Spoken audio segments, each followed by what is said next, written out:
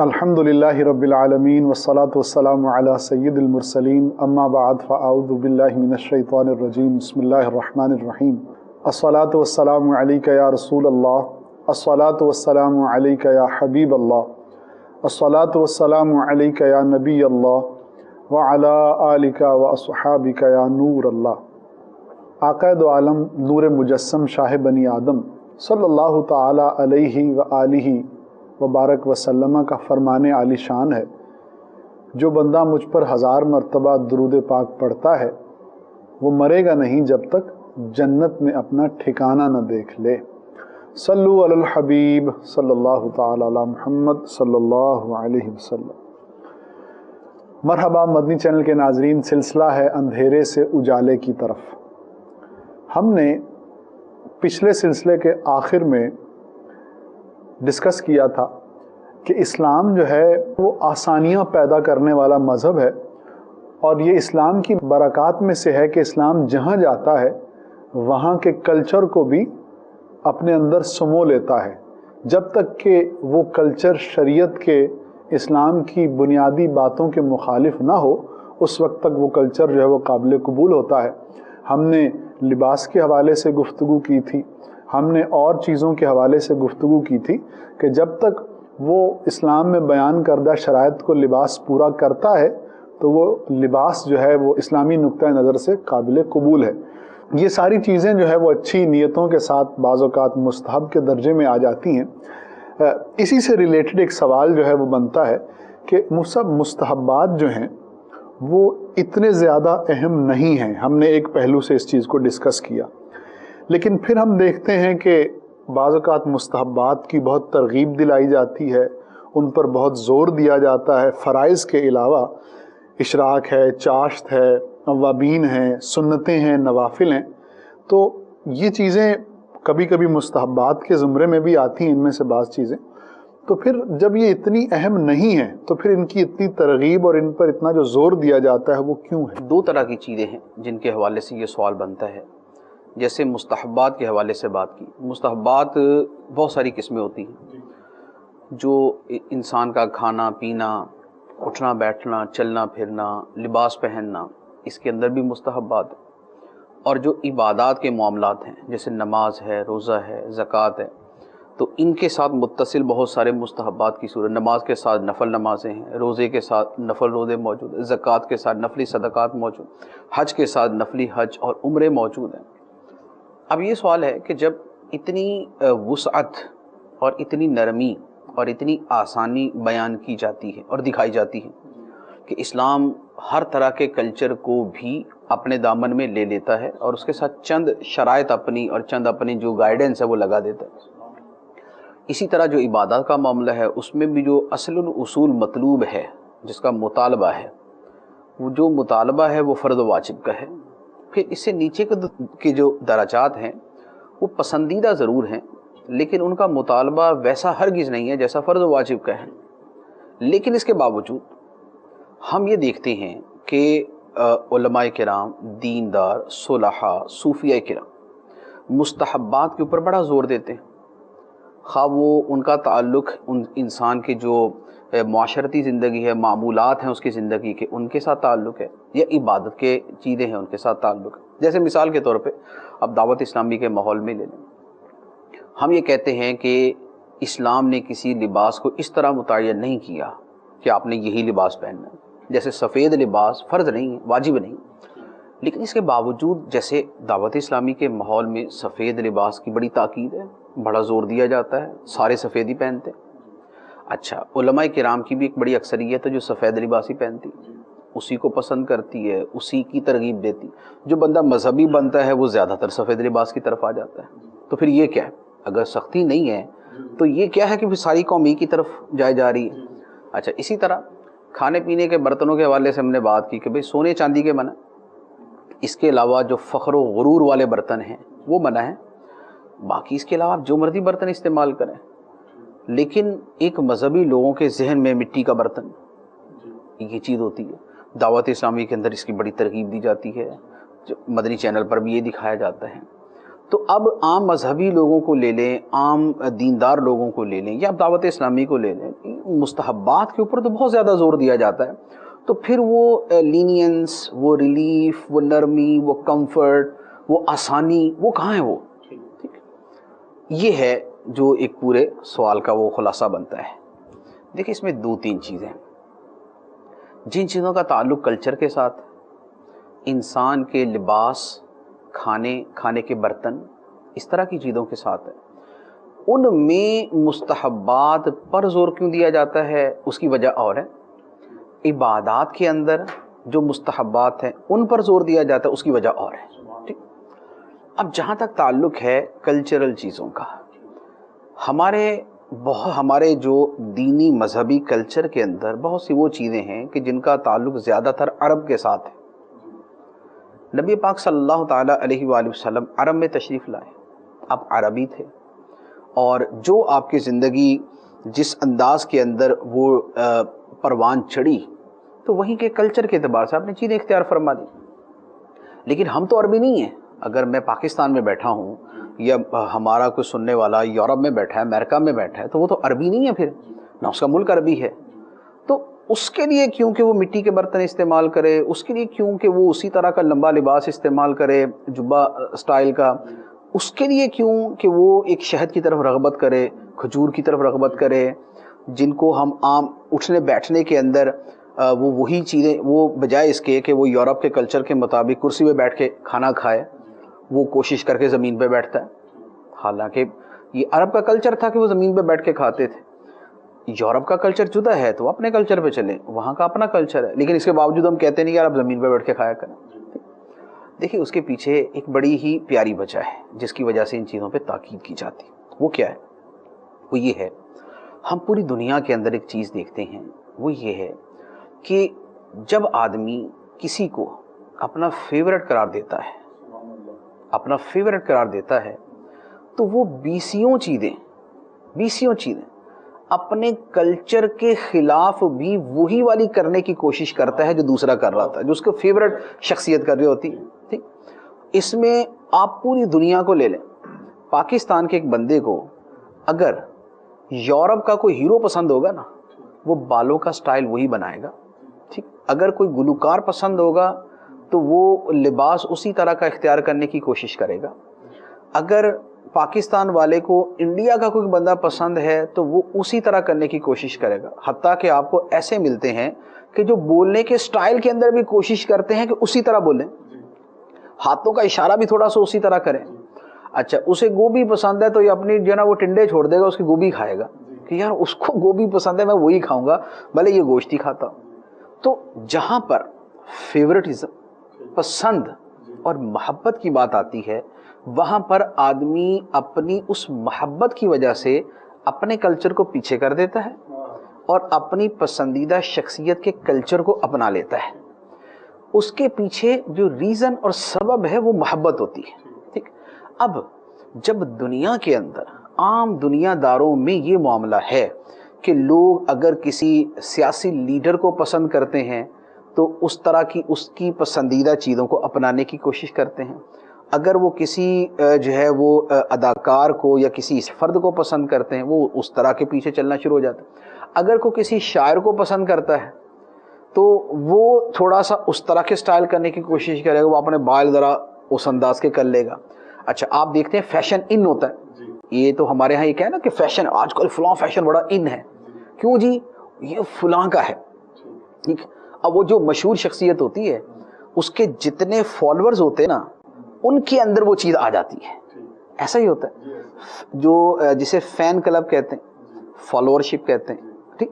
تو یہ چیز ہوتی ہے کہ جب ایک بندہ لوگوں کی نظر میں پسندیدہ ہوتا ہے، محبوب ہوتا ہے، تو اس کے چاہنے والے، اس کے فینز، اس کے فالوورز وہ وہی چیزیں کرنا شروع کر دیتے ہیں جو اس کی اس پسندیدہ شخصیت کی ہیں، خاص شخصیت کا تعلق یورپ کے ساتھ ہو اور بندہ بھلے گوجرے میں رہ رہا ہو.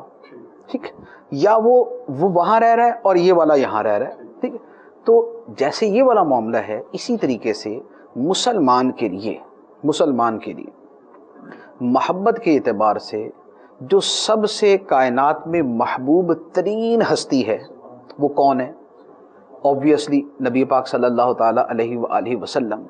تو جب محبوب ترین ہستی نبی پاک علیہ الصلوۃ والسلام کی ہے تو یہ محبت دین کے ساتھ محبت رکھنے والوں کو اور دین سے تعلق رکھنے والوں کو یہ ان کی محبت مجبور کر رہی ہوتی ہے کہ وہ اپنے فیورٹ، وہ اپنے محبوب اور وہ اپنے پسندیدہ ہستی کے کلچر کی چیزوں کو اختیار کریں. وہ لباس وہی والا پہننے کی کوشش کرتے ہیں جو ان کے محبوب ہے، یعنی سرکار دو عالم صلی اللہ علیہ وسلم کا. وہ کھانے کے اندر وہ طریقہ اپنانے کی کوشش کرتے ہیں کہ جس طرح ان کے محبوب یعنی سرکار صلی اللہ تعالیٰ علیہ وسلم نے اختیار کیا. وہ پہننے کے اندر، وہ چلنے پھرنے میں، وہ اٹھنے بیٹھنے میں، وہ گفتگو کرنے میں، وہ سونے کے اندر وہی والا طریقہ اختیار کرنے کی کوشش کرتے ہیں. ورنہ آپ دائیں کروٹ سوئیں بائیں کروٹ سوئیں برابر ہے، آپ کو تو نیند ہی آنی ہے نا. اور نیند کی جب نیند آ گئی تو اس کے بعد تو آپ کا بایاں دایاں ختم ہے، یعنی آپ کو کوئی احساس نہیں ہے. لیکن وہ ڈیلیبریٹلی وہ اسی طرح سونے کی کوشش کرے گا کہ بھائی دائیں پہلو پر سر کے نیچے ہاتھ رکھ کے یوں کر کے سونا سنت ہے، نبی پاک علیہ الصلوۃ والسلام کا طریقہ، لہذا میں اسی کے مطابق سوؤں گا. اسے اگرچہ ہمارے ملک میں جیسے گندم زیادہ چلتی ہے نا، لیکن نبی پاک علیہ الصلوۃ والسلام جو شریف تناول کیا کرتے تھے.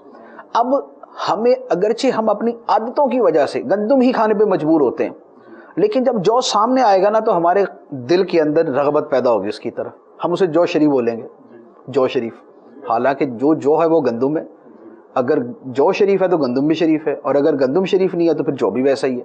لیکن چونکہ اس کی نسبت ہماری فیورٹ اور محبوب ترین ہستی کی طرف ہے، لہذا اب ہم اس کے ساتھ لفظ بھی ادب والا لگا دیتے ہیں، ہمارا دل بھی اس کی طرف مائل ہو جاتا ہے، ہم اس کی طرف رغبت بھی کرتے ہیں.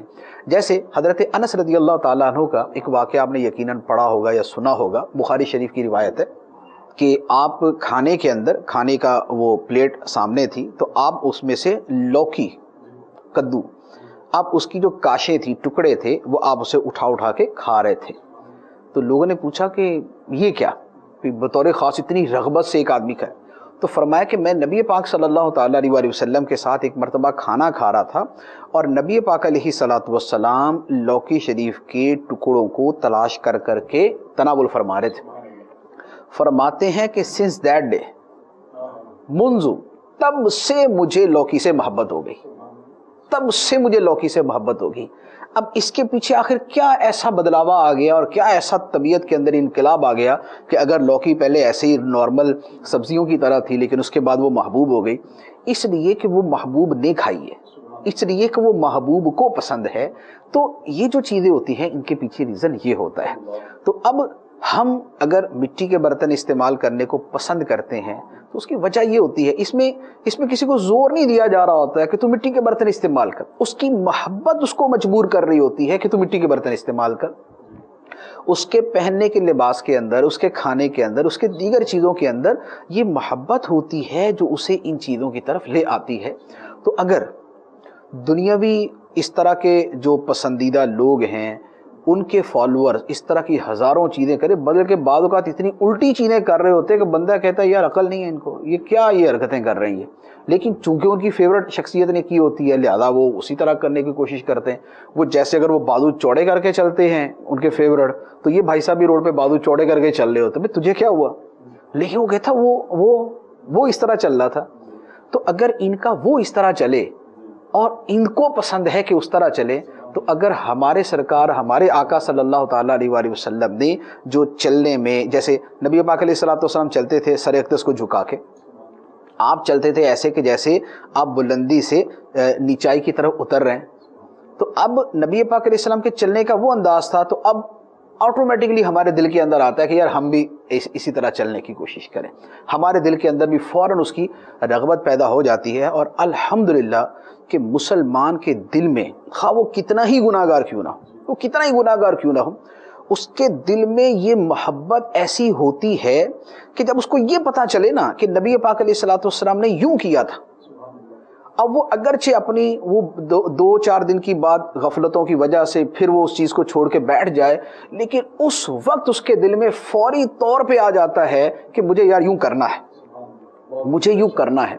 میں نے ایک واقعہ پڑھا، ایک شاعر تھا، پاکستانی شاعر، اس کے سامنے اور وہ یوں کہہ لیں کہ جو گناہ کیے جا سکتے ہیں نا وہ سب میں ملوث، اس کے سامنے کسی دوسرے شخص نے نبی پاک علیہ الصلوۃ والسلام کا نام لیا اور اس نے شراب پی ہوئی تھی، جس نے نام لیا نا اس نے شراب پی ہوئی تھی، یہ جو فاسق فاجر گناہ گار ظاہری اعتبار سے ہر برائی کا عادی، اس نے اس کے تھپڑ مارا منہ کے اوپر، کو کہا کہ تو شراب پی کے میرے نبی کا نام لیتا ہے، شراب پی کے میرے نبی کا، منہ تیرا ناپاک ہے اور نام تو کس پاک ہستی کا لے رہا ہے۔ تو لوگ جو دیکھ رہے تھے وہ حیران ہو گئے کہ یار اس کو کیا ہوا، یہ بندہ جس کو کبھی مسجد میں نہیں دیکھا، مسجد کا جس کو گھر میں کبھی نماز پڑھتے نہیں دیکھا، یہ اتنا جذباتی۔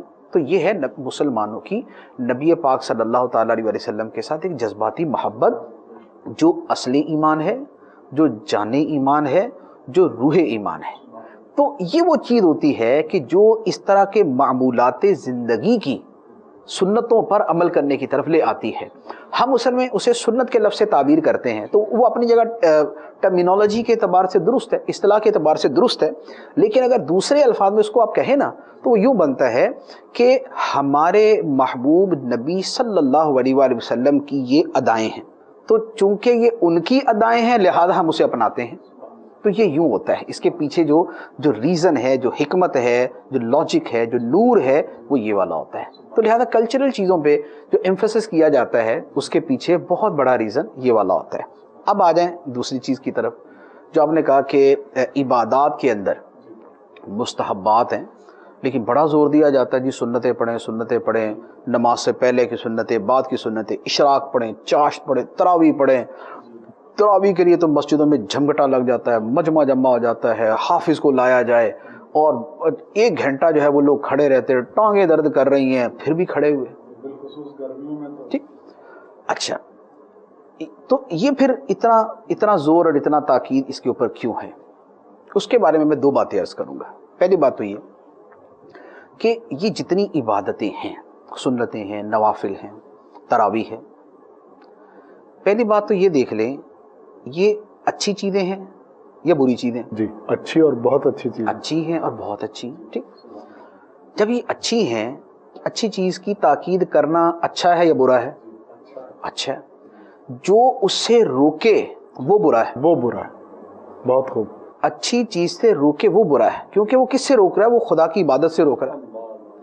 اس کو یہ تو توفیق نہیں ہوتی کہ وہ جو عبادت سے دور ہیں انہیں عبادت کی طرف لے آئے۔ اس کو شیطان یہ پٹی پڑھا دیتا ہے کہ جو عبادت کر رہے نا تو ان کو بھی پھیرنا شروع کر دے، میری جگہ تو ہی میرا نائب ہے، تو ہی یہ کام کر، تو تراویح سے روک لوگوں کو، یار کہاں سے آگی تراویح، اتنی لمبی نماز، اتنی ساری رکعتیں، یہ تو ہوتی نہیں تھی، اس کی تو کوئی اتنی تاکید نہیں ہے۔ تو شیطان جو ہے الٹی پٹی پڑھا دیتا ہے۔ حالانکہ یہاں پر بحیثیت مسلمان عبادت کو کس تناظر میں دیکھنا چاہیے، ٹھیک، میں اس کی آپ کو یہ تراویح کی مثال دیتا ہوں۔ رمضان المبارک کا مہینہ شروع ہونے سے پہلے نبی پاک صلی اللہ تعالیٰ علیہ وآلہ وسلم نے ایک واعظ فرمایا صحابہ کرام کو، ارشاد فرمایا کہ وہ مہینہ آنے والا ہے جس کے روزے اللہ تعالیٰ نے فرض کیے اور جس کے نفل اللہ نے تمہارے لیے نفل بنائے۔ سبحان اللہ، بہت خوب، بہت خوب۔ جس کے روزے اللہ نے فرض کیے اور جس کی نمازیں، جس کا قیام اللہ نے تمہارے لیے نفل بنایا۔ سبحان اللہ۔ ٹھیک، اس کا کیا مطلب تھا؟ پڑھو کہ نہ پڑھو؟ جی پڑھو، جی بالکل ایسے ہی، اس کا یہی مطلب تھا نا کہ پڑھو۔ جی ترغیب ہے۔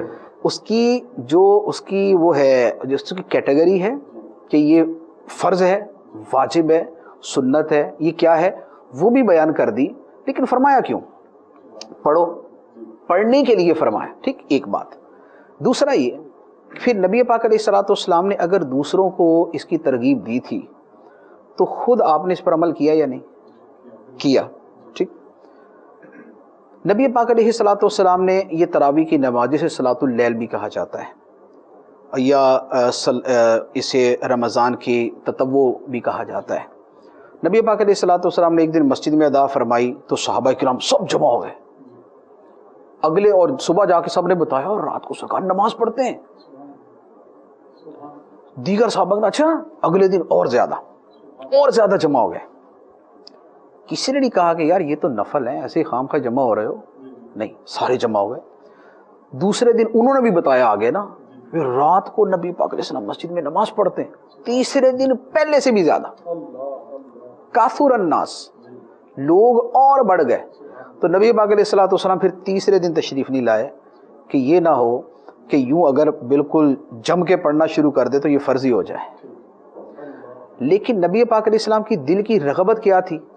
پڑھنے کی. صحابہ کرام کے دل کی رغبت کیا تھی؟ پڑھنے کی. پھر اس کے بعد زمانہ گزرتا گیا, سیدنا عمر فاروق رضی اللہ تعالیٰ عنہ, صحابہ کرام کو تو پتا تھا کہ سرکار کے دل کی خواہش یہی تھی کہ یہ پڑھے جائیں. تو جب حضرت عمر فاروق رضی اللہ تعالیٰ عنہ کا زمانہ آیا تو پڑھتے تو لوگ ہمیشہ سے تھے. ابو بکر صدیق رضی اللہ عنہ کے زمانے میں, عمر فاروق رضی اللہ کے زمانے میں پڑھتے سارے ہی تھے. تو حضرت عمر فاروق رضی اللہ تعالیٰ نے فرمایا کہ یہ سارے تنہا تنہا پڑھتے ہیں تو کیوں نہ اکٹھا کر دیا جائے, ایک امام کے پیچھے پڑھ لیں. آپ نے حضرت ابی بن کعب رضی اللہ تعالیٰ عنہ کو امام بنایا اور صحابہ کرام سے فرمایا کہ ان کے پیچھے پڑھو. صحابہ کرام پیچھے پڑھنا شروع کر. آپ نے جب دیکھا کہ ماشاءاللہ جماعت ہو رہی ہے تراویح کی, امام آگے ہے اور پیچھے ماشاءاللہ اتنی بڑی تعداد نفل پڑھنے والوں کی, اور پھر وہ نفل بھی ہماری طرح ایک گھنٹے کے نہیں تھے, پوری رات ہی پڑھتے تھے تراویح. تو فرمایا نعمت البدعۃ ھذہ, کتنا خوبصورت نیا کام ہے نیا لیکن کتنا خوبصورت ہے. اب غور کریں, نبی پاک علیہ الصلوۃ والسلام نے رمضان سے پہلے جس کے بارے میں باقاعدہ ترغیب دی صحابہ کرام کو جمع کر کے, نبی پاک علیہ السلام نے خود ادا فرمائی تو صحابہ کرام جوک در جوک آ گئے. اگلے دن اور زیادہ, اس سے اگلے دن اور زیادہ. پھر اس کے بعد مسلسل صحابہ کرام پڑھتے ہی رہے. عمر فاروق رضی اللہ تعالی عنہ نے پھر اس کو ایک منظم انداز میں جماعت کے ساتھ کر دی. پھر اس کے بعد زمانے گزرتے آئے, خلفائے اربعہ سب تراویح پڑھتے رہے. تراویح کی ترغیب, محبت, ذوق, شوق سب چلتا. 4 امام آئے, امام اعظم, امام شافعی, امام مالک, امام احمد, سب نے کہا 20 رکعت پڑھو پڑھو پڑھو. سب نے جناب ترغیب دی. سب کے مقلدین, یعنی 4 اماموں کے مقلد ہیں نا دنیا کے اندر, 4 اماموں کے مقلد, 1.5 ارب مسلمان ہیں. اس میں ہو سکتا ہے کہ 2-4 کروڑ جو ہے نا وہ فارغ ہوں, تقلید سے فارغ ہوں, لیکن باقی سارے مقلد. جو جس امام کے پیچھے چلنے والا ہے وہ وہی بات کہے گا جو اس کے امام نے کہی ہے. اس کے امام نے کہا تراویح پڑھو. اس کے امام کی وہ حالت تھی کہ لوگ تو جو ہے وہ 20 تراویح پڑھتے تھے اور 30 دن میں 1 قرآن پڑھتے تھے. امام کا یہ حال ہے کہ 20 تراویح پڑھتے ہیں اور 60 قرآن ختم کرتے ہیں. تو ائمہ اربعہ, ان کی قرآن سے, تراویح سے, نماز سے, نفلوں سے کیسی محبت ہوگی. تو اسلام کا مزاج بہت خوب, یہ اور بات, اسلام کا ذوق سبحان اللہ, وہ ہوگا جو نبی پاک علیہ الصلوۃ والسلام کا تھا, سبحان اللہ, جو خلفائے راشدین کا تھا, جو صحابہ کرام کا تھا, جو ائمہ اربعہ کا تھا, جو ائمہ اربعہ کے مقلدین, صوفیاء, علماء, محدثین, مفسرین اور صلحاء, فقہاء, جو ان کا ذوق تھا. دین کا اصل ذوق اور دین کی اصل تصویر اور دین کی صحیح تعبیر وہ ہے, یا ان لوگوں کی ہے جو یہ کہتے پھریں کہ یار مجھے تراویح کا لفظ دکھا دو حدیثوں کے اندر. جو بندہ یہ کہتا ہے کہ مجھے تراویح کا لفظ دکھاؤ تو وہ اصل میں کیا کہہ رہا ہے؟ وہ یہ کہہ رہا ہے تراویح پڑھو, یا وہ یہ کہہ رہا ہے کوئی ضروری نہیں خیر ہے؟ وہ یہ کہہ رہا ہے پوری امت رسول اللہ صلی اللہ علیہ وسلم سے لے کر آج کی 1.5 ارب امت جو ہے وہ تو تراویح کے ساتھ محبت کر رہی ہے. وہ اگر نہیں پڑھتی تو اپنے اندر تھوڑا سا گلٹی فیل کرتی ہے کہ یار یہ اچھے ہیں جو پڑھ رہے ہیں. بچہ ہے یار ماشاءاللہ کتنے ذوق سے کھڑا ہوتا ہے. ایک طرف یہ سعادت مند جن میں بچے شامل, جس میں عورتیں سارے دن کا کام کاج کر کے جنہوں نے سحری بھی جو ہے نا وہ پکانی ہے, وہ بھی جناب جیسے تیسے ہو کے الحمدللہ خدا کی محبت میں, رسول اللہ کی محبت میں تراویح ادا کرتے ہیں. اور کہاں یہ نمونے نکل آئے کہ کوئی کہہ رہا ہے کہ جناب تراویح کہاں سے ثابت ہے, کوئی کہہ رہا ہے یہ کوئی نماز ہی نہیں تھی, کوئی کہہ رہا ہے کہ جناب یہ پتہ نہیں کہاں سے نفلوں کے اوپر اتنا زور دے دیا, پتہ نہیں. ارے بھائی کہاں سے نفلوں پہ زور دے دیا؟ ساری امت کرتی آئی ہے. تم اس طریقے پہ چلو گے جو صحابہ کا ہے, جو تابعین کا, تبع تابعین کا, علماء, محدثین, مفسرین, فقہاء اور مجتہدین اور مجددین، ان سب کا جو طریقہ ہے اس پہ چلو گے، یا تم کہو گے کہ نہیں 14ویں صدی کے اندر مجھے جو دین سمجھ آیا ہے وہ درست ہے اور یہ جو 14 صدیوں کے اندر سمجھتے ہیں یہ سارے غلط سمجھے، میں تمہیں چھٹی دیتا ہوں، کوئی تراویح پڑھنے کی ضرورت نہیں ہے۔ تو یہاں پر جیسے میں نے یہ تراویح اور دیگر نوافل وغیرہ کے حوالے سے بات کی ہے، اس کے ساتھ میں ایک دوسری بات عرض کروں گا کہ ہمیشہ انسان کی ہدایت، مسلمان کی ہدایت کا ایک ہی ذریعہ ہے کہ جو امت میں تسلسل سے چیز چلتی آ رہی ہے نا، اس سے نہ ہٹیں نہ ہٹانے کی کوشش کریں۔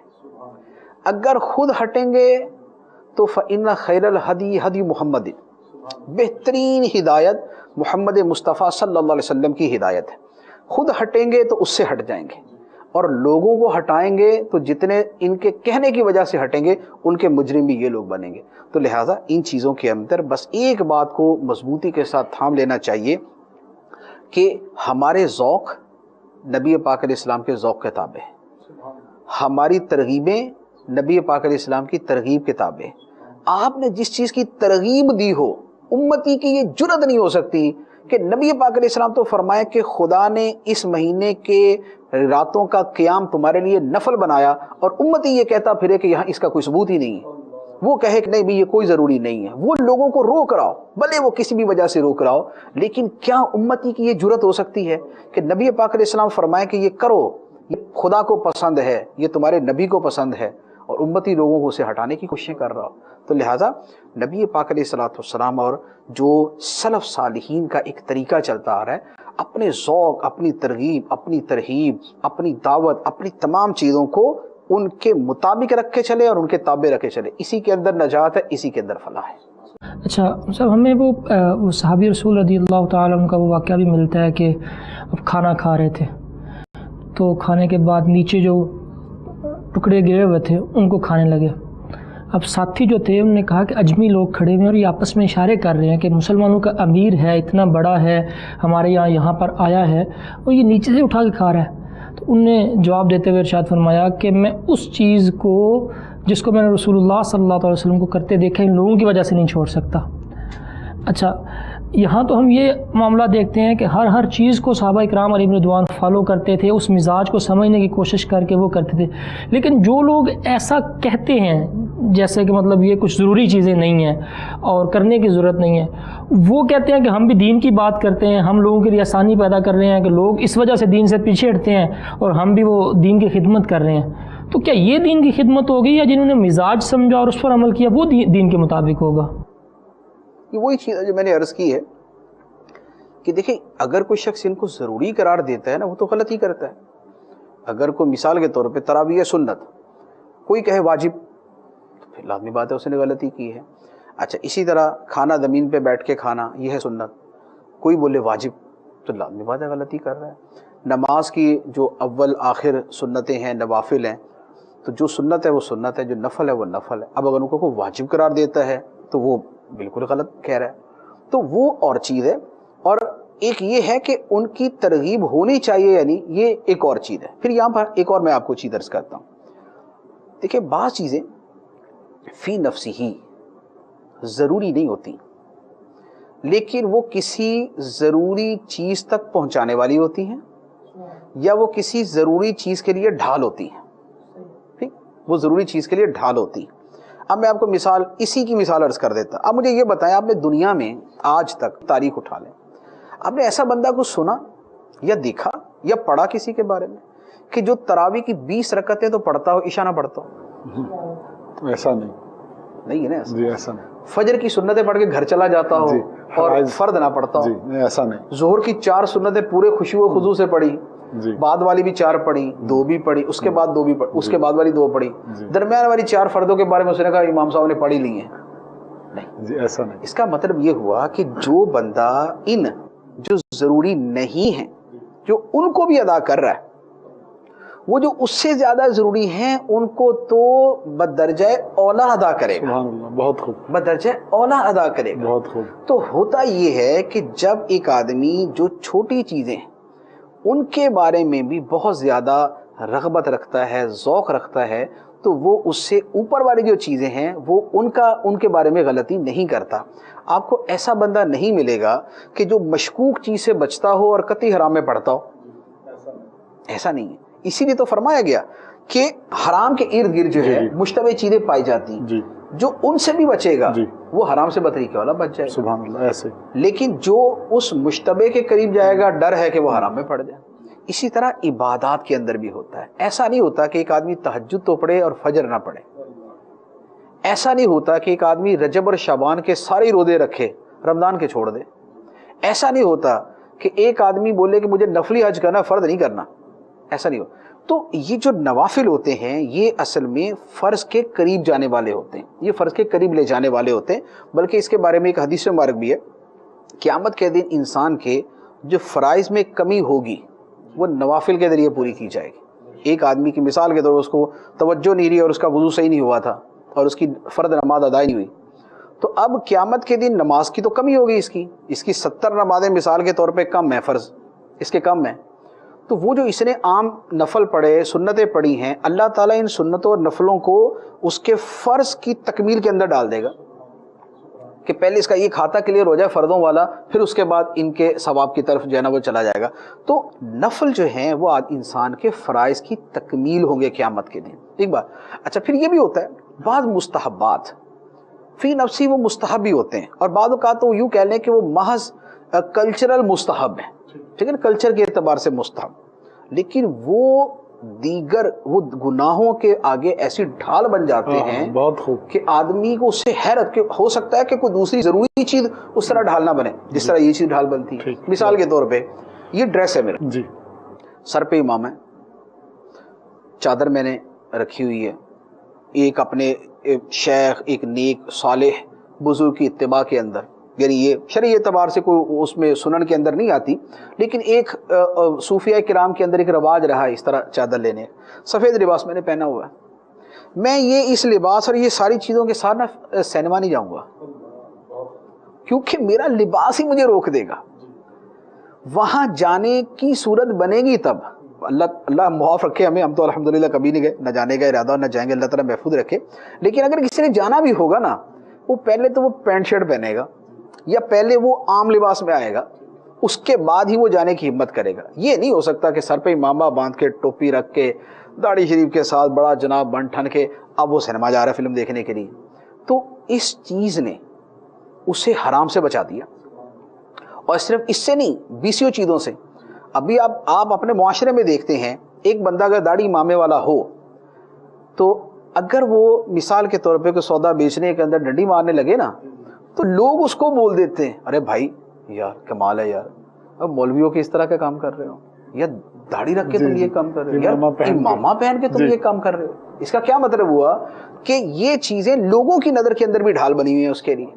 تو میرے بھائی اصل چیز تو یہ ہے کہ ہم گناہ سے بچیں, حرام سے بچیں, فرائض کے ادا کرنے والے بنے, تو یہ چیزیں ہمارے ان چیزوں کو وہاں کے لیے ہمارے مفید ثابت ہوتی ہیں.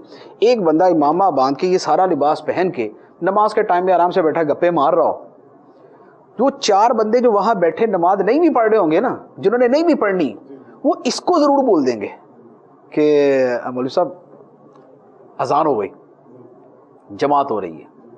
یہ اپنے اس لباس کی وجہ سے جائے گا, لوگ اس کے لباس کی وجہ سے بولیں گے کہ مسجد میں جائیں. تو اس کا کیا مطلب ہوا کہ چیزیں اگرچہ فی نفسی مستحب ہیں, لیکن ان کا آگے خارجی فائدہ اتنا بڑا ہوتا ہے کہ وہ فرائض و واجبات کی ادائیگی اور حرام چیزوں سے بچنے کے اندر بہت زیادہ معاون ثابت ہوتا ہے. مدنی چینل کے ناظرین, اسلام کی کس کس خوبی پر بات کیجئے. اسلام اگر کسی چھوٹی سی چیز کا بھی حکم دیتا ہے تو وہ چھوٹی سی چیز بہت بڑے گناہ سے بچانے والی بن جاتی ہے, اور وہ چھوٹی سی چیز بہت بڑے ثواب کی طرف لے جانے والی بن جاتی ہے. جو نوافل کا پابند ہوتا ہے وہ سنتیں بھی پڑھتا ہے, اور جسے سنتوں کی فکر ہوتی ہے اس کے فرائض قضا نہیں ہوتے. سبحان اللہ. تو ہر حکم کے پیچھے, ہر کام کے پیچھے جس کا اسلام نے حکم دیا ہے, چاہے وہ فرض ہو, واجب ہو یا سنت اور نفل ہو, اس کے پیچھے کوئی نہ کوئی ایسی حکمت ضرور ہوتی ہے کہ جس تک بعض اوقات ہماری عقل نہیں پہنچ پاتی, لیکن شریعت نے وہ حکم دے کر، اس کام کے کرنے کا حکم دے کر دراصل ہمیں کسی نقصان دہ چیز سے بچانا ہوتا ہے یا کسی نفع کی طرف لے کر جانا ہوتا ہے، اور بحیثیت مسلمان اس کے پیچھے کوئی نقصان نہ بھی ہو تو چونکہ یہ میرے اللہ کا حکم ہے، کیونکہ یہ میرے نبی صلی اللہ علیہ وسلم کی سنت ہے، اور کیونکہ اسلاف کا اس چیز پر عمل رہا ہے، یہ چیزیں، یہ باتیں اور یہ دلائل ہی ہمارے لیے کافی ہیں۔ اچھا، مدنی چینل کے ناظرین، اسلام جو ہے وہ بہت سی خوبیوں کا مجموعہ ہے، بے شمار خوبیوں کا مجموعہ ہے، اور آخر میں یہی کہنا چاہوں گا کہ ہم ان خوبیوں اور ان کے پیچھے چھپی حکمتوں تک نہیں پہنچ سکتے۔ اللہ سبحانہ و تعالی ہمیں اسلام کو صحیح طریقے سے سمجھنے کی توفیق عطا فرمائے۔ یہ ہم نے اتنی ساری گفتگو کی ہے جس میں یعنی ایک پتہ یہ چل رہا ہے کہ ہمیں اس مزاج پہ چلنا چاہیے، اس منہج پہ اور اس رستے پہ چلنا چاہیے جو ہے آقا دو عالم صلی اللہ تعالیٰ علیہ وسلم کی مبارک سیرت، صحابہ کرام، تابعین، تبع تابعین کے وہ رستے پر چلتے ہوئے جو ہمیں سمجھ آتا ہے۔ اچھا، یہ ہمارا یعنی ہمارا جو مذہب اسلام ہے، ہمارا دین اسلام جو ہے، یہ ہمارا ایک طرح سے یہ کنیکشن جو ہے، ہمارا ایک رابطہ اللہ تبارک و تعالیٰ سے جوڑتا ہے ان ساری چیزوں کے ذریعے۔ اچھا، یہ رابطہ جو ہے یہ کیسے ایک جڑے اور پھر مضبوط ہو، اس کا مزید اگر وضاحت سے آپ بتائیں کیسے ڈیفائن کریں گے؟ دیکھیں، واقعی اسلام جو ہے وہ ایک کنیکشن پیدا کرتا ہے، اور وہ کنیکشن پیدا ہونے کے بعد مضبوط اور مضبوط سے مضبوط تر ہوتا چلا جاتا ہے، یہاں تک ایک بندہ مومن اپنے خالق و مالک کی بارگاہ میں پہنچ جاتا ہے۔ اچھا، عبادات، یہ کنیکشن کیسے پیدا ہوتا ہے؟ تو سب سے جو بنیادی بات ہے وہ اللہ سبحانہ و تعالی کی عبادت کرنا۔ اب ہمارے ہاں الحمدللہ اسلام میں اتنا تنوع ہے اور اسلام میں اتنی وسعت ہے کہ اسلام نے ہمیں مختلف طرح کی عبادتیں عطا فرمائی ہیں۔ آپ جیسے ایک پروگرام میں مفتی صاحب نے فرمایا کہ اگر آپ کی نماز کی طرف رغبت ہے تو آپ کے لیے نماز کی عبادت موجود ہے اسلام میں۔ بعض لوگوں کو مالی طریقے سے عبادت کا شوق ہے تو ان کے لیے زکوٰۃ موجود ہے، نفلی صدقہ موجود ہے۔ اسی طریقے سے وہ جو محبت اور عشق کا ذوق رکھنے والے ہیں ان کے لیے حج کی عبادت موجود ہے۔ وہ لوگ جو اپنے نفس کو دبا کر اللہ سبحانہ و تعالیٰ کی عبادت کرنا چاہتے ہیں، روزے کی صورت میں عبادت موجود ہے۔ تو اگر مختصراً میں عرض کروں تو میں یہ کہوں گا کہ اسلام نے ہر طرح کی عبادت ہمیں دے دی ہے، بلکہ اسلام کی وسعت پہ قربان جائیے اور اللہ سبحانہ و تعالیٰ کی رحمت پہ قربان جائیے کہ کوئی چھوٹے سے چھوٹا عمل جب تک وہ شریعت کے مخالف نہ ہو اور اس کے پیچھے اچھی نیت ہو تو وہ چھوٹا عمل عبادت بن جائے گا، اور آپ کو اللہ سبحانہ و تعالیٰ کی بارگاہ کے قریب اور قریب سے قریب تر لیتا چلا جائے گا۔ احادیث مبارکہ میں فرائض سے جو ہے وہ بندہ جو ہے میرا قرب حاصل کرتا ہے اور اس کے بعد نوافل سے بھی قرب حاصل کرتا ہے۔ اس طرح کی نفلی جو عبادات ہیں وہ اللہ سبحانہ و تعالیٰ کو اتنی پسند ہیں کہ ان پر کیا بندہ مومن کو ملتا ہے کہ بعض احادیث مبارکہ میں آیا کہ میں اس کے ہاتھ بن جاتا ہوں جس سے وہ پکڑتا ہے، میں اس کے قدم بن جاتا ہوں جن سے وہ چلتا ہے، اور میں اس کے کان بن جاتا ہوں جن سے وہ سنتا ہے، اور اس طرح کی بہت سی ترغیبات۔ سبحان اللہ۔ تو یہ ہے وہ اسلام کا عبادات کا نظام کہ جس کے ذریعے بندہ مومن کا جو کنیکشن ہے وہ اللہ تعالیٰ سے استوار ہوتا ہے۔ اچھا، اس کے بعد دوسری بات مضبوط۔ آپ دیکھیں کہ اسلام نے مسلمان کو دن کے 24 گھنٹوں میں ہر وقت اللہ تعالیٰ کی بارگاہ میں پیش ہونے کی اجازت دی ہے۔ اسلام میں 24 گھنٹوں میں سے کوئی ایک ایسا لمحہ نہیں ہے کہ جس میں کوئی نہ کوئی عبادت جو ہے وہ مشروع نہ ہو یا جس کی اجازت نہ ہو۔ اگر آپ مکروہ اوقات میں نماز نہیں پڑھ سکتے، سجدہ نہیں کر سکتے، تو آپ کو ذکر سے تو نہیں روکا۔ آپ اللہ سبحانہ و تعالیٰ کا ذکر کیجئے، اور پھر ذکر بھی مختلف طریقوں سے۔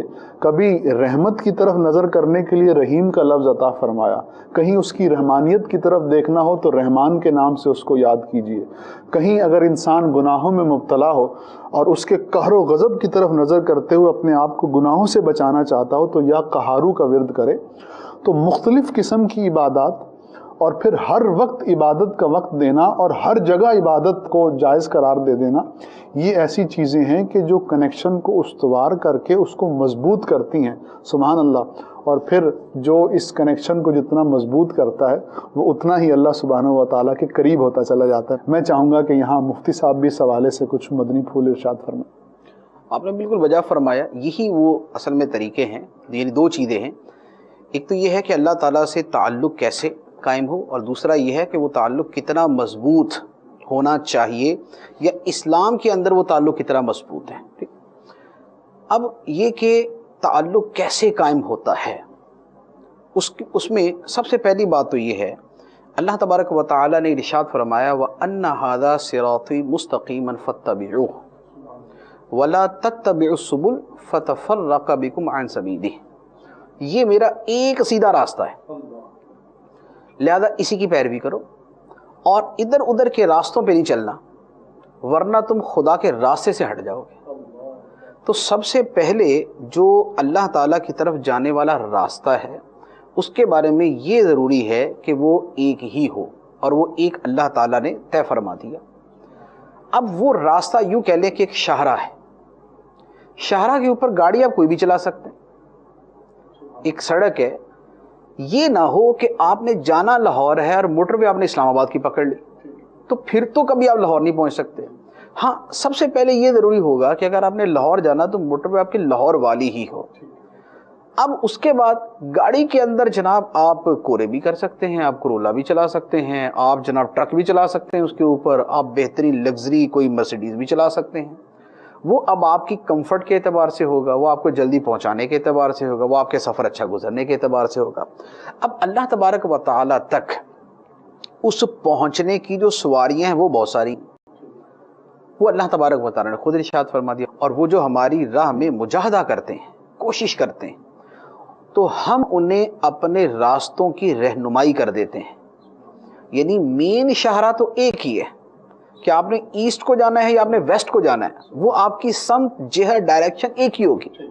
اب اس کے بعد اس کی جو لین ہوتی ہیں، یہ والی لین، یہ والی لین، یہ والی لین، یہ والی، یہ بہت ساری ہو سکتی ہیں. آپ اس پہ بھی جا سکتے ہیں، اس پہ بھی جا سکتے ہیں، اس پہ بھی جا سکتے ہیں. اب وہ کتنی ہیں؟ تو یہ چھوٹی شاہراہ نہیں ہے، یہ چھوٹی شاہراہ نہیں ہے، بہت سے ٹریک ہیں. یہ اتنی بڑی شاہراہ ہے کہ اس میں کس لین پر چل کے آپ جانا چاہتے ہیں ان کی تعداد کیا ہے. صوفیاء کرام نے فرمایا کہ اللہ تعالیٰ تک پہنچنے کے راستے انسان کی سانسوں کی تعداد سے بھی زیادہ ہیں، سانسیں خربوں میں ہیں. تو یہ راستے بھی اسی انداز میں ہیں. اور وہ کیا ہے؟ وہ وہی ہے جس کی طرف آپ نے اشارہ کیا تھا کہ کوئی نماز کی طرف زیادہ ذوق رکھ کے چل رہا ہوتا ہے. بیسکس جو ہے، گاڑی فی نفسی ہی صحیح ہونی چاہیے، کہ یہ نہیں ہے کہ پیٹرول ہی نہیں اور آپ نے گاڑی ڈالی، ایسا نہیں. گاڑی آپ کی ٹھیک ہو. اب اس کے بعد آپ لین جو ہے وہ مختلف چوز کر سکتے ہیں. آپ کو اس میں زیادہ مزہ آتا ہے تو آپ اس میں چلے جائیں، آپ کو یہ پگڈنڈی زیادہ پسند ہے تو آپ اس کے اوپر چلے جائیں، آپ کو یہ چھوٹا سا راستہ پسند ہے تو آپ اس پہ چلے جائیں. تو اب اس کے اعتبار سے مختلف ہو جاتے ہیں. کوئی نمازوں کا ذوق رکھتا ہے، کوئی روزوں کا ذوق رکھتا ہے، کوئی حج عمرہ کا ذوق رکھتا ہے، کوئی ذکر اللہ کا شوق ہے، کسی کو تلاوت کی رغبت بہت زیادہ ہے، کسی کو درود پاک سے بڑی محبت ہے، کسی کو غریبوں کو کھانا کھلانے میں بڑا مزہ آتا ہے، کسی کو مصیبت زدوں کی مصیبت دور کرنے میں بڑا مزہ آتا ہے، کوئی ماں باپ کی خدمت کے اندر بڑا جڑا ہوا، کوئی اپنے پڑوسیوں کے ساتھ بڑا اچھا سلوک کرتا ہے، کوئی لوگوں سے بات بڑی اچھی کرتا ہے، کوئی لوگوں سے مسکرا کے ملتا ہے، لوگوں کے چہرے کے اوپر جائز طریقے سے مسکراہٹ لے کے آتا ہے. تو یوں ہزاروں پھر آگے جو ہے نا وہ راستے ہیں کہ جن کے اوپر بندہ چل کے یہ اپنا کنیکشن قائم کر سکتا ہے اور منزل مقصود تک پہنچ سکتا ہے. یہ تو بات. اچھا، پھر اس میں جیسے وہ بھی آپ نے اشارہ کر دیا اس کی طرف، جیسے حدیث مبارک میں فرمایا گیا کہ حدیث قدسی اللہ تبارک و تعالیٰ نے فرمایا کہ بندہ میرا جتنا قرب فرائض کے ذریعے حاصل کرتا ہے اتنا کسی اور چیز کے ذریعے حاصل نہیں کرتا. پھر نفلوں کے ذریعے میرا قرب حاصل کرتا رہتا ہے حتیٰ کہ میں اس بندے کو اپنا پیارا بنا لیتا ہوں. میں اس بندے کو، اب یہ تو منزل تک پہنچ گیا جسے فرمایا کہ میں نے اسے اپنا پیارا بنا لیا. تو یہ ایک فرائض، پھر فرائض سے نوافل، اور پھر نوافل سے مراد نفل نمازیں نہیں ہوتی، نوافل کا دائرہ بڑا وسیع ہے. وہ وہی ہے جو نماز کے اندر نوافل اور ہیں، روزوں میں کے ساتھ نفلی روزے ہیں، حج کے ساتھ نفلی حج ہے، زکوٰۃ کے ساتھ نفلی صدقات ہیں. اچھا، اسی طرح پھر اپنے عام جو روزمرہ کے معمولات ہیں، حسن اخلاق ہیں، اس کے اندر اپنے مستحبات اور اپنے نوافل کا درجہ ہے، ماں باپ کی خدمت کے اندر ایک فرض کا درجہ ہے، اس کے ساتھ نفلی دراجات بھی ہیں کہ آپ جناب ان کی خواہش سے بھی زیادہ ان کو دیں، ان کے بولنے سے پہلے آپ ان کو دے دیں، یہ فرض نہیں ہے، یہ مستحب ہے، یہ اس کا نفل ہے، یہ اس شعبے کا نفل ہے. تو یوں نوافل کا دائرہ بڑا وسیع ہے. اب یہ ہے کہ وہ کنیکشن کتنا مضبوط ہونا چاہیے، کتنا مضبوط ہونا چاہیے. اس کے لیے قرآن پاک میں بڑی پیاری آیتیں اس بارے میں. اس کی بنیادی چیز اللہ تعالیٰ نے بتا دی کہ تمہارا خدا سے تعلق کی جو مضبوطی ہے، اس مضبوطی کو اس سے سمجھ لو کہ میری نماز، یعنی بندہ کہے کہ میری نماز، میری عبادتیں، قربانیاں، میرا جینا اور میرا مرنا بھی سب اللہ کے لیے ہے جو سارے جہانوں کا پالنے والا ہے. تو گویا جینا مرنا سب اللہ کے لیے. زندگی بیچ دی خدا کو. ان اللہ اشتری من المؤمنین انفسهم واموالهم بان لهم الجنہ. اللہ نے بندے سے اس کی جان بھی خرید لی، اس کا مال بھی خرید لیا، اس بدلے میں کہ اس کے لیے جنت. ومن الناس من یشری نفسه ابتغاء مرضات اللہ. لوگوں میں کوئی وہ ہے جس نے اپنی جان ہی بیچ دی اللہ کی خوشنودیوں کی تلاش کے اندر. تو یہ ہے بندے کا خدا سے تعلق.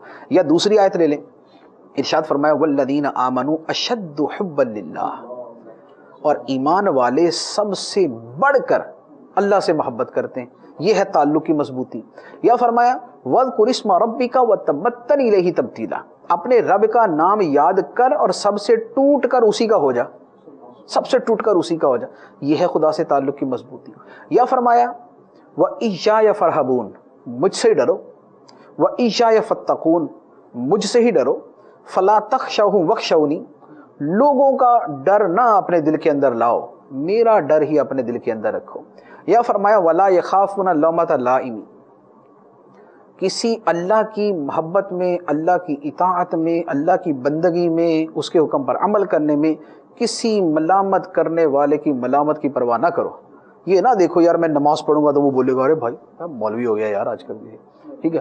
یہ نہیں ہے کہ قرآن پاک کی تلاوت کر رہے ہیں تو اس کی لوگوں کی شرم کی وجہ سے چھوڑ دو، یا دعا مانگ رہے ہیں تو لوگوں کی شرم کی وجہ سے ہاتھ نیچے کر لو کہ نہیں یار لوگ کیا بولیں گے، یا لباس جو ہے وہ پورا جو ہے وہ سنت کے مطابق پہن لیا تو لوگوں کی شرم کی وجہ سے یار لوگ کیا بولیں گے، یا داڑھی شریف لکھ لی یار لوگ مجھے پتہ نہیں کیا بولیں گے، بھائی اس کو کیا ہو گیا. نہیں، لا یخافون لومۃ لائم، کسی ملامت کرنے والے کی ملامت کی پرواہ نہیں ہے. جس کام میں خدا راضی ہم اس پہ قربان، ہماری زندگی اسی نہج پہ، ہماری زندگی اسی راستے کے اوپر. فلا تخشوہم واخشونی، لوگوں سے نہیں ڈرنا، مجھ سے ڈرنا ہے. یہ ہے خدا سے تعلق کی مضبوطی. تو زندگی اللہ کے لیے، جینا خدا کے لیے، مرنا خدا کے لیے، محبت خدا کے لیے، ڈر اللہ تعالیٰ کے ساتھ ہی وابستہ کہ اللہ تعالیٰ ہی سے ڈرنا ہے. ملامت کی پرواہ کسی کی نہیں کرنی، صرف یہ ہے کہ خدا کی بارگاہ میں میرا صلہ کیا، میرا اجر کیا، میرا مرتبہ کیا ہے، وہ کس پہ راضی ہوتا ہے. تو یہ وہ تعلق ہے جو بندے کا خدا کے ساتھ ہوتا ہے. پھر کبھی وہ بھی آ سکتا ہے کہ لمن یقتل فی سبیل اللہ، اللہ کی راہ کے اندر بندے کی جان کی قربانی کی بھی اگر ضرورت پیش ہے تو بندہ اپنی جان ہی قربان کر دے. تو یہ وہ ہے وَمَمَاتِ لِلَّهِ رَبِّ الْعَالَمِينَ، میری جان بھی خدا کے لیے، میری موت بھی خدا کے لیے، اللہ کے لیے. تو یہ ہے تعلق کی مضبوطی کی ایک جو میں نے آپ کے سامنے ایک مثالیں بیان کی ہیں. اور اس کے لیے جو سمپل از دیٹ کہ جو اس کے لیے بہترین الفاظ میں کہا جا سکتا ہے وہ یہ کہا جا سکتا ہے خدا سے تعلق کی مضبوطی میں جو سب سے اعلیٰ ترین معیار ہے کہ کتنا مضبوط ہونا چاہیے، اس کو دیکھنے، سمجھنے، سیکھنے، معلوم کرنے کے لیے اللہ تعالیٰ نے خود ہی وہ کرائٹیریا عطا فرما دیا. لَقَدْ كَانَ لَكُمْ فِي رَسُولِ اللَّهِ أُسْوَةٌ حَسَنَةٌ، بے شک رسول اللہ کی زندگی میں تمہارے لیے بہترین اسوہ موجود ہے. اسوہ رول ماڈل جس کی تم پیروی کرو، تمہارے لیے رسول اللہ کی زندگی میں بہترین پیروی موجود ہے. تو یہ ہے وہ کہ تعلق کیسے ہوتا ہے، کتنا مضبوط ہوتا ہے، اور اس مضبوطی کا بہترین سے بہترین، خوبصورت سے خوبصورت انداز اور اس کی صورت کیا ہو سکتی ہے. سبحان اللہ. تمام تعریفیں اللہ سبحانہ و تعالیٰ کے لیے جس نے ہمیں جامع دین عطا فرمایا کہ جس دین کے بعد اور جس ہدایت کے بعد کسی اور ہدایت اور رہنمائی کی ہمیں ضرورت نہیں. اور سبحان اللہ، زندگی کے ہر میدان میں، عمر کے ہر حصے میں، دنیا کے ہر خطے میں ہمیں جس طرح کی جیسی بھی ہدایت اور جس وقت بھی چاہیے، اسلام نے ہمیں اپنی ہدایت کے علاوہ ہر دوسری ہدایت سے، ہر دوسری ڈائریکشن سے مستغنی فرما دیا، بے نیاز فرما دیا. اور اس بے نیاز رب کریم نے ہمیں قرآن عطا فرمایا اور پھر اس قرآن کو سمجھنے کے لیے ہمیں آقا دو عالم صلی اللہ تعالی وسلم کی مبارک ذات عطا فرمائی اور پھر حضور کے طریقے کو ہمارے لیے طریقہ بنا دیا، اور حضور کے رستے پر، جس رستے پر حضور چلے اس رستے کو ہمارے لیے رستہ بنا دیا۔ سبحان اللہ، ہزاروں درود اور لاکھوں سلام اس مبارک ہستی پر کہ جس نے راتوں میں جاگ کر اپنے مبارک قدموں پر ورم لا کر ہمیں اس بات کی ترغیب دلا دی کہ جب عبادت کرنا تو ایسے عبادت کرنا کہ رات گزر جائے اور تم اپنے رب کریم کے حضور سر بسجود ہو۔ اللہ سبحانہ و تعالی ہمیں قرآن کریم کی ہدایات پر اور احادیث مبارکہ کی ہدایات پر عمل کرنے کی توفیق عطا فرمائے، اور ہمارا تعلق ہمارے سلف صالحین کے ساتھ مضبوط رہے اور ہم اسی طریقے پر رہیں جس طریقے کو آقا دو عالم صلی اللہ تعالی وسلم نے ہمارے لیے پسند فرمایا۔ آمین بجاہ النبی الامین۔ صلو علی الحبیب صلی اللہ تعالی علی محمد صلی اللہ علیہ وسلم۔